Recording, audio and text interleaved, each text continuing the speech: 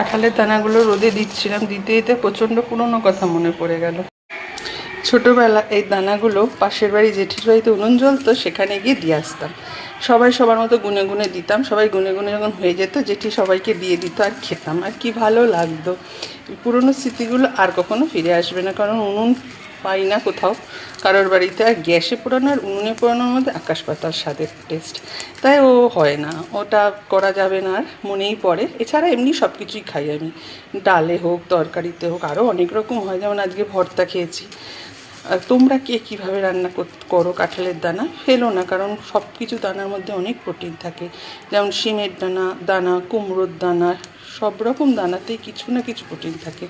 তাই আমরা এটা খাওয়ার চেষ্টা করা খুব ভালো, অল্প হলেও রান্নায় দিয়ে হলো। তোমরা কে কীভাবে খাও জানিও।